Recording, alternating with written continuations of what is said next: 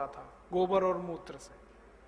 आज सारी दुनिया में यूरिया डीएपी डालकर 1 एकड़ में 30 कुंटल से ज्यादा धान नहीं आता, और अंग्रेजों के पहले इस देश में 56 कुंटल धान होता था गोबर और मूत्र से। तो अंग्रेजों को लगता था किसान बहुत समृद्धशाली हैं, और ये किसान चूंकि समृद्धशाली थे इसलिए लड़ते थे अंग्रेजों से, और अंग्रेजों को पसंद नहीं थे भारत के किसान, क्योंकि 1857 की लड़ाई में सबसे बड़ा मोर्चा किसानों ने लिया। 4.5 करोड़ किसान लड़े थे 1857 की लड़ाई, और किसानों ने क्या किया था, अंग्रेजों की गर्दनें काट दी थी तलवार से, हसिया से, खुरपी से, खुरपे से। गुस्सा बहुत था किसानों में। तो अंग्रेजों को यह लगा कि ये किसान फिर खड़े हो जाएं, फिर मजबूत हो जाएं, फिर हमको मारें पीटें। अंग्रेज 3,64,000 मारे गए थे 1857 की लड़ाई। आपको हैरानी होगी जानकर कुल जितने अंग्रेज भारत में थे उसका 90% मारे गए थे 1857 की लड़ाई। इतनी बड़ी लड़ाई थी। जितने अंग्रेज कुल थे इस देश में उसके 90% मार डाले किसानों ने। तो डर लग गया अंग्रेजों को किसानों से, तो अंग्रेजों ने कहा किसानों पे ही अत्याचार सबसे ज्यादा करो। तो किसान की गाय दिखी उनको तो गाय काटो, क्योंकि ये किसान को मदद करती है। तो गाय काटने का कत्लखाना खोला। अनऑर्गेनाइज रूप से सबसे पहले गाय कटवाई इस देश में रॉबर्ट क्लाइव ने, और ऑर्गेनाइज रूप से सबसे पहला कत्लखाना भी अंग्रेजों ने खोला कलकत्ता में, मोरी ग्राम में। और उस कत्लखाने में अंग्रेजों के जमाने में रोज लगभग 300 गाय कटती थी। फिर उस कत्लखाने जैसे कई कत्लखाने खोले, 3,000 गाय कटने लगी, फिर 30,000 कटने लगी, फिर 33,000 तक आंकड़ा पहुंचा रोज। अब गाय काटकर किसानों को नुकसान पहुंचाना ये एक उद्देश्य, क्योंकि गाय कटेगी तो बैल नहीं रहेंगे, गोबर नहीं रहेगा, मूत्र नहीं रहेगा, किसान मोहताज हो जाएंगे, गरीब हो जाएंगे। और दूसरा, अंग्रेजों को गाय का मांस पसंद आ गया तो मांस वो खुद खाते थे, गाय भारत में कटवाते थे। ये खेल चला। और पहला कत्लखाना जो अंग्रेजों ने शुरू किया मोरी ग्राम में, वो अभी तक चल रहा है। बस अंतर इतना है कि अंग्रेजों के जमाने में उस कत्लखाने में 300 गाय रोज कटती थी, अब वहां 14,000 गाय रोज कटती हैं इस समय। कैसे कटती हैं? कानून से कटती हैं जी। कानून से होता है सब काम, ध्यान देना इस देश में। बिना कानून कुछ नहीं होता, सब कुछ कानून से होता है। गाय काटने का कानून है इस देश में। और कानून कैसा विचित्र है कि गाय को डंडे से मारो तो जेल हो जाएगी, आपको कानून है। लेकिन उसकी गर्दन पे आरी चला के उसकी बोटी बोटी बेच दो, कुछ नहीं होगा आपको, क्योंकि ये भी कानून है। दोनों कानून है इस देश में। गाय पर अत्याचार नहीं कर सकते डंडा मार के, उसकी गर्दन काट सकते। ये अंग्रेजों की परिभाषा है अत्याचार की। वो कहते हैं डंडे से मारना अत्याचार है, लेकिन गर्दन से काटना और झटके से काटना वो अत्याचार नहीं है। तो उस कानून से गाय कटती है। अब 14,000 कटती है, पहले 300 रोज कटती थी। फिर अंग्रेजों ने सारे भारत में जहां जहां उनकी फौज रहती थी हर जगह कत्लखाने खोले। जब अंग्रेज गए भारत से तो 350 कत्लखाने छोड़ गए इस देश में। अब अंग्रेजों के जाने के बाद इस देश में 36,000 कत्लखाने हो चुके हैं कानून से। ध्यान देना, बिना कानून के नहीं है, कानून से गाय कट रही है धड़ल्ले से। और उसका मांस पहले अंग्रेजों को भेजा जाता था खाने को, अब दुनिया भर के देशों को भेजा जाता है खाने को, अमेरिका यूरोप के देशों में जाता है।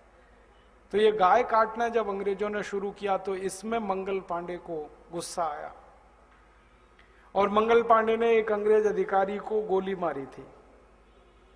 वो अंग्रेज अधिकारी था, उसका नाम था मेजर जनरल ह्यूसन।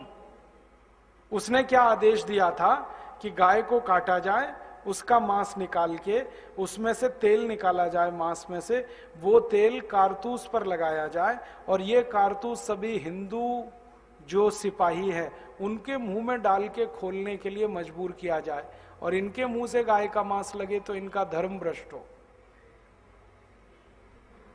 ये था उद्देश्य। तो जब मंगल पांडे को पता चला तो गुस्सा आ गया, तो मार दी गोली मेजर ह्यूसन को। फिर एक और गोली मारी, उसका एक दूसरा अधिकारी मारा गया। और फिर बाद में अंग्रेजों ने पकड़ लिया, पकड़ के उनको फांसी पे चढ़ा दिया। 8 अप्रैल 1857 को फांसी हुई मंगल पांडे को, और उस दिन से आग लग गई पूरे देश में। फिर भारतवासियों का गुस्सा इतना ज्यादा हुआ कि हमारी गाय को एक तो अंग्रेज काट रहे हैं, उसको बचाने का काम कोई करे तो अंग्रेज फांसी पे चढ़ा रहे हैं, तो अब इन अंग्रेजों को ही मारो और काटो और इनको भगाओ भारत से।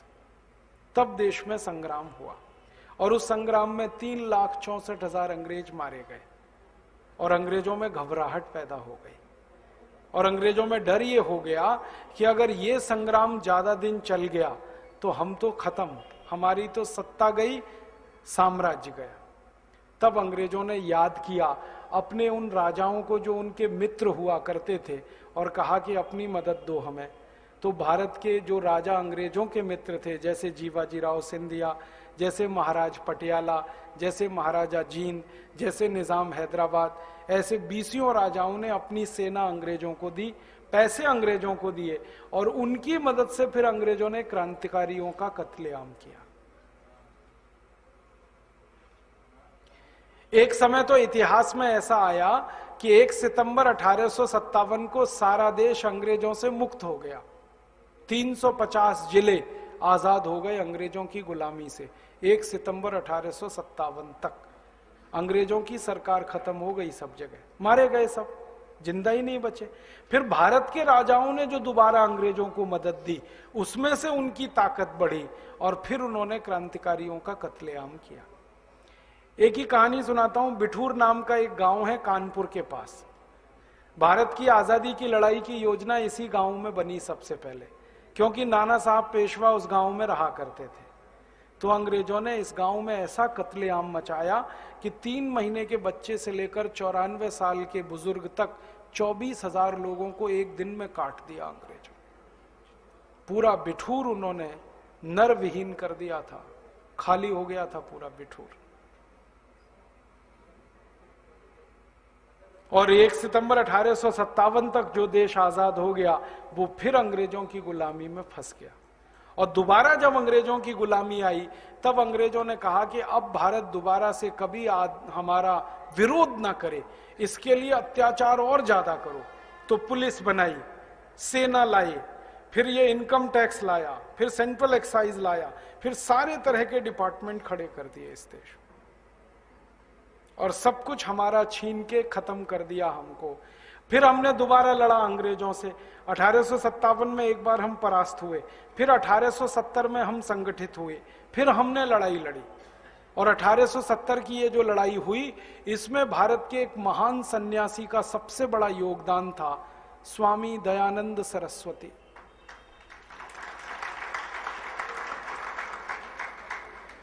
1857 की क्रांति में नाना साहब पेशवा की कहानी हम जानते हैं, उन्होंने बड़ा काम किया। 1870 तक परम पूजनीय स्वामी दयानंद सरस्वती ने फौज खड़ी कर दी पूरे देश में।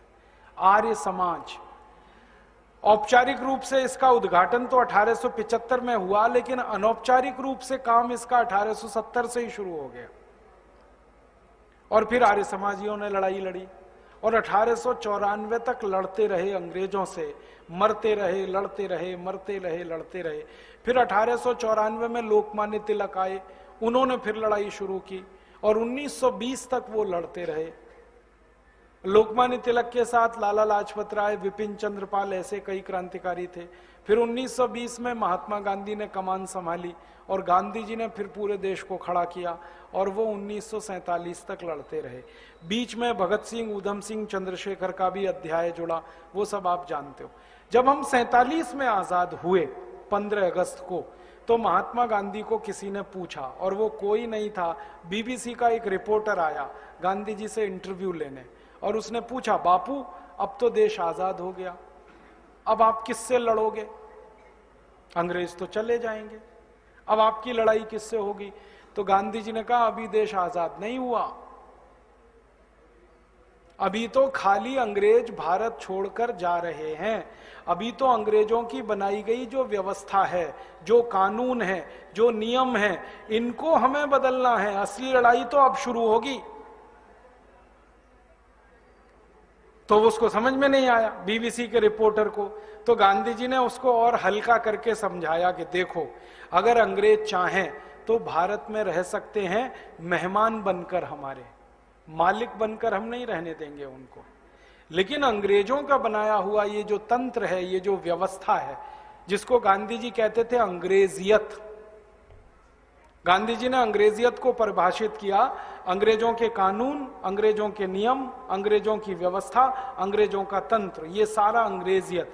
तो गांधी जी ने कहा इस अंग्रेजियत से अभी लड़ना है, लड़ाई तो अभी बाकी है, शुरू होगी अब। और गांधी जी जैसे जितने भी उस जमाने में जीवित क्रांतिकारी थे, सबका उद्देश्य था अंग्रेजियत से लड़ना है, इसको हटाना है। दुर्भाग्य क्या हुआ इस देश का, आजादी आई और गांधी जी की हत्या हो गई। जो अंग्रेजियत से लड़ने का सबसे बड़ा संकल्प लिए हुए क्रांतिवीर थे महात्मा गांधी, उनको मार डाला। फिर क्या हुआ, अंग्रेजियत की लड़ाई छूट गई, फिर सत्ता की लड़ाई शुरू हो गई, और सत्ता की लड़ाई में देश के टुकड़े हुए। पाकिस्तान तो सत्ता की लड़ाई में बना, कोई सिद्धांत से नहीं बना पाकिस्तान। अब एक देश में दो प्रधानमंत्री तो हो नहीं सकते थे, तो दोनों ने अलग अलग देश बना लिए प्रधानमंत्री होने के लिए। ये था लड़ाई, पाकिस्तान का बंटवारा।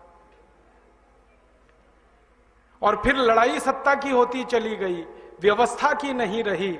धीरे धीरे भारत के लोग भूलते चले गए कि हमें अंग्रेजियत से लड़ना है, हम फिर सत्ता में डूबते चले गए। और आज हम 63 साल के बाद यहां खड़े हैं, तो दुख से ये कहना पड़ता है कि वो सब कानून अभी भी इस देश पर लदे हुए हैं जो कभी अंग्रेजों ने बनाए थे और लगाए थे। टैक्स का वो सिस्टम जो अंग्रेजों ने लूट के लिए इस देश में बनाया और व्यापारियों को बेईमान बनाने के लिए, वो टैक्स का सिस्टम अभी भी लदा हुआ है इस देश पर। बस अंतर इतना है, अंग्रेजों के जमाने में 23 तरह के टैक्स लगते थे, अब आजादी के 63 साल के बाद 64 तरह के टैक्स लगते हैं इस देश में। अंग्रेजों ने जो पुलिस का कानून बनाया, इंडियन पुलिस एक्ट, वो आज भी लदा हुआ है इस देश पर। अंग्रेजों ने जितने कानून बनाए 34,735 सब लगे हुए हैं, एक भी कानून नहीं हटाया इस देश की सरकारों ने। अंग्रेजों ने किसानों से जमीन छीनने का एक कानून बनाया, लैंड एक्विजिशन एक्ट, डलहौजी ने, वो अभी भी लगा हुआ है इस देश पर। मतलब ये कि अंग्रेज चले गए, अंग्रेजियत नहीं गई। सत्ता का हस्तांतरण हुआ, स्वतंत्रता नहीं आई। स्वतंत्रता कोई बड़ी चीज होती है, सत्ता का हस्तांतरण बिल्कुल छोटी चीज होती है। सत्ता आई माउंटबेटन के हाथ से नेहरू जी के हाथ में, माने गोरे अंग्रेजों ने काले अंग्रेजों को देश सौंप दिया, यही मतलब। स्वतंत्रता तो नहीं आई, क्योंकि स्वतंत्रता का मतलब होता है स्वतंत्र। स्व माने अपना, तंत्र माने व्यवस्था। जब तक हम अपना तंत्र नहीं बनाए कैसे स्वतंत्र हो? तंत्र तो अंग्रेजों का ही चल रहा है। अब अंग्रेजों का तंत्र चल रहा है तो लूट वैसे ही चल रही है जैसे अंग्रेजों के जमाने में थी। अंग्रेजों ने 250 साल में 300 लाख करोड़ लूटा। अब 63 साल में ये जो काले अंग्रेज बैठ गए इस देश में, उन्होंने टैक्स लगा लगा के आपसे 258 लाख करोड़ लूट लिया है। आप टैक्स भरते हैं, मैं टैक्स भरता हूं, डायरेक्ट टैक्स 2 हैं, इनडायरेक्ट टैक्स 62 हैं। सारे टैक्स में कुल मिलाकर आप 100 रुपए में 70 रुपए दे देते हैं, माने 100 रुपए की आमदनी में 70 रुपए टैक्स में चला जाता है। ये टैक्स इकट्ठा होकर सरकार के हाथ में आता है। एक साल का कुल टैक्स 20 लाख करोड़ है आज, केंद्र सरकार का, राज्य सरकार का, नगर पालिका का। कुल 20 लाख करोड़ के टैक्स में 17 लाख करोड़ हर साल लूट जाता है। ये सरकार के आंकड़े हैं, मेरे नहीं। राजीव गांधी कहा करते थे कि जब मैं किसी गरीब आदमी से 1 रुपए टैक्स लेता हूं और बदले में वही 1 रुपया उस गरीब आदमी को देता हूं, तो उस आदमी तक 15 पैसा ही पहुंचता है, 85 पैसा बीच में ही लुट जाता है। ये आज की कहानी है। माने 20 लाख करोड़ का हम टैक्स भरते हैं, 17 लाख करोड़ लुट जाता है। अब ये लुटकर कहां जाता है? पहले अंग्रेज टैक्स का पैसा लूट के लंदन ले जाते थे, अब ये काले अंग्रेज लूट का पैसा लेके स्विट्जरलैंड चले जाते। अब समझ में आया स्विट्जरलैंड दुनिया का सबसे अमीर देश क्यों है। क्योंकि हमारे टैक्स का पैसा लूट लूट कर स्विट्जरलैंड की बैंकों में अगर जमा होगा तो वो तो अमीर होने ही वाले हैं। और आपको मालूम है स्विट्जरलैंड की बैंकों में कुछ नियम है, जैसे हमारे नेता पैसा वहां जमा करते हैं, वो कोई भी ब्याज नहीं देते उस पैसे पे, और हमारे पैसे को स्विट्जरलैंड की सरकार दुनिया भर को कर्ज में देती है और उससे ब्याज लेती है, उससे उनकी आमदनी है। दूसरा, हमारे नेता जो पैसा वहां जमा करते हैं, अगर कोई मर गया तो वो बैंक उस पैसे को हड़प लेती है, नॉमिनी को वो नहीं मानते। और तीसरा, हमारे नेता कितना भी पैसा लेके जाएं स्विट्जरलैंड की बैंकों में, कभी मना नहीं करते जमा करने को, रात के 2 बजे भी जमा कर लेते, कभी भी चले जाओ, 24 घंटे काम करती हैं बैंकें। तो ये नेता लूट रहे हैं, पैसे वहां रख रहे हैं क्योंकि बैंकें हैं। और अभी पता चला कि स्विट्जरलैंड दुनिया में एक देश है जहां काला धन जमा होता है। ऐसे 70 देश और हैं दुनिया में जहां काला धन जमा होता है। पनामा नाम का एक देश है, पनामा। ट्रिनिडॉड नाम का एक देश है, टोबैगो नाम का एक देश है। ऐसे 70 देश हैं दुनिया में जहां काला धन ही जमा होता है। और नेता टैक्स का जितना पैसा लूटते हैं वो काला धन ही है। अब वो जाके जमा हो रहा है, हर साल 17 लाख करोड़ ये लूट रहे हैं। अब तक हमने जो हिसाब निकाला 63 साल आजादी के बाद का, उसमें नेताओं ने 258 लाख करोड़ रुपए लूट लिया है और विदेशी बैंकों में जमा कर लिया। और जिन बैंकों में ये पैसा जमा है उन्होंने कंफर्म किया है कि इतनी रकम है हमारे पास, भारत की इतनी रकम है। स्विस बैंकर्स एसोसिएशन ने स्वीकार किया है कि उनके पास भारत का 72 लाख करोड़ रुपए है। पनामा देश ने स्वीकार किया, ट्रिनिडॉड ने स्वीकार किया, टोबैगो ने स्वीकार किया, और इन सब देशों की रकम जोड़ी है तो 258 लाख करोड़ है। अब कहानी समझ में आती है कि आजादी के 63 साल में देश के विकास के लिए जितना खर्च हुआ वो तो लुटकर विदेशों में जमा हो गया, इसलिए विकास नहीं हुआ इस देश का, इसलिए गरीबी है इस देश, इसलिए भूखमरी है इस देश। अंग्रेजों के जमाने में गरीबी भूखमरी आई क्योंकि अंग्रेजों ने लूटा। अब आजादी के बाद गरीबी भूखमरी आई क्योंकि काले अंग्रेज लूट रहे हैं। और कैसे कैसे लुटेरे हैं हमारे देश में। एक मधु कोड़ा नाम का व्यक्ति है, झारखंड में 2 साल के लिए मुख्यमंत्री बना और 2 साल में उसने 5600 करोड़ रुपए लूट लिया। पकड़ा गया तो 5600 करोड़ लूटा। अब मैं ये सोचकर परेशान हूं कि कोई व्यक्ति 2 साल में अगर 5600 करोड़ भारत के सबसे गरीब राज्य से लूट सकता है, तो जो मुख्यमंत्री 15-15 साल रहे सबसे अमीर राज्यों में, उन्होंने कितना लूटा हो। बस अंतर इतना है कि मधु कोड़ा का पता चल गया है, बाकी का थोड़े दिन में पता चलेगा। और मधु कोड़ा तो मुख्यमंत्री स्तर का नेता है, इसके ऊपर के जो नेता हैं, प्रधानमंत्री हैं, वित्त मंत्री हैं, वाणिज्य मंत्री हैं, आदि आदि, इनका अंदाजा लगाइए आप।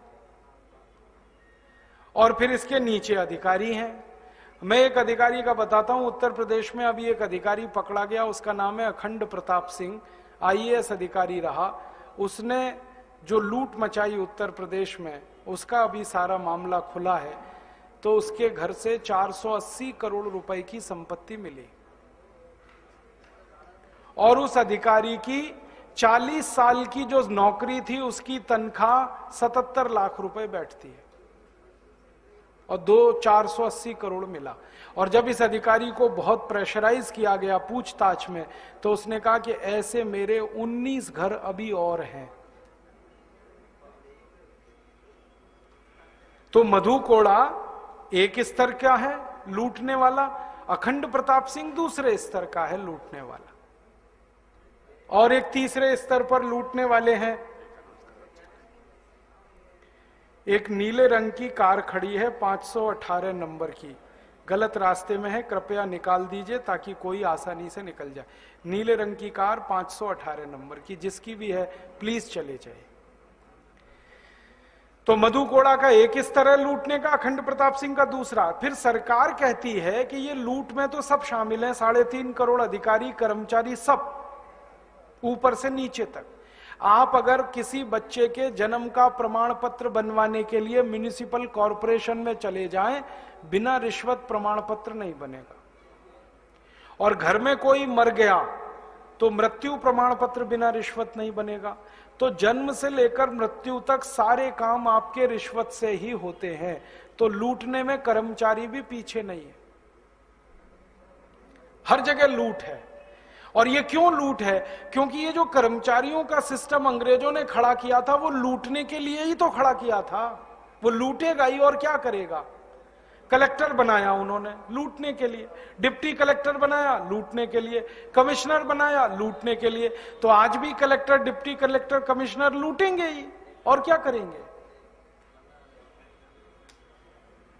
और जब लुटेगा देश तो गरीबी ही आएगी, भूखमरी ही आएगी।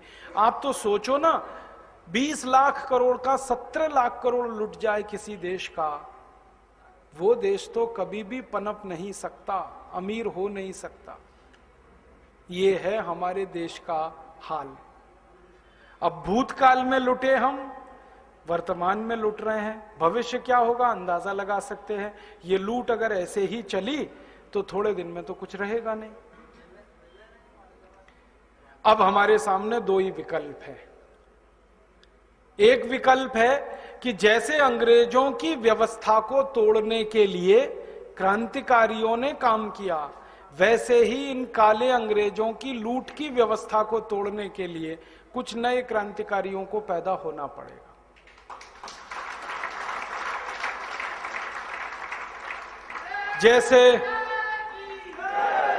जैसे भगत सिंह, ऊधम सिंह, चंद्रशेखर, झांसी रानी लक्ष्मीबाई, नाना फडणवीस, नाना साहब पेशवा, ऐसे 7,32,780 क्रांतिवीरों ने अंग्रेजों के लूट को बंद करने का ही प्रयास किया था, और उसमें वो कामयाब हुए।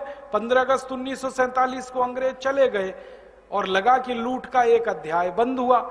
लेकिन ये हमारा दुर्भाग्य है कि फिर दोबारा लुटेरे पैदा हो गए इस देश में। मुझे तो कई बार लगता है कि रॉबर्ट क्लाइव की आत्मा ही मधु कोड़ा में प्रवेश कर गई, और मधु कोड़ा ही क्यों, सभी लुटेरे नेताओं में प्रवेश कर गई वही आत्मा अंग्रेजों की। इसलिए ये अपने देश को लूट रहे हैं और बेशर्मी से लूट रहे हैं। हमारे देश में ये जो राजनीतिक पार्टियां हैं ना, ये पार्टियां नहीं है, डाकुओं के गिरोह हैं ये। हाँ, मैंने इनको पार्टी कहना बंद कर दिया। लुटेरों के गिरोह हैं ये, पार्टी नहीं है अब।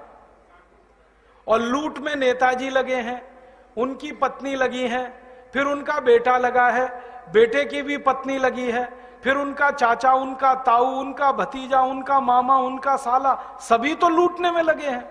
बताओ कौन सा खानदान है जो नहीं लूट रहा है? खानदान के खानदान लूट में लगे हुए हैं। यहीं देख लो आंध्र प्रदेश में। कल तक आंध्र प्रदेश के जिन नेताओं के पास टूटी साइकिल नहीं थी 20 साल पहले, आज उनकी संपत्ति हजारों करोड़ में कहां से आ गई? लूट के आई। और आंध्र प्रदेश क्या, महाराष्ट्र में देख लो, कर्नाटक में, सब जगह यही हाल है। और ये जो राजनीति है, ये चूंकि लुटेरों का गिरोह बन गई है, इसलिए हर लूटखोर नेता का बेटा और बेटी उसमें घुस रहे हैं, क्योंकि इससे ज्यादा आसान काम और क्या मिलेगा। चाय की दुकान भी चलानी पड़ती है तो मेहनत लगती है, यहां राजनीति में बिना मेहनत के लूटने को मिलता है।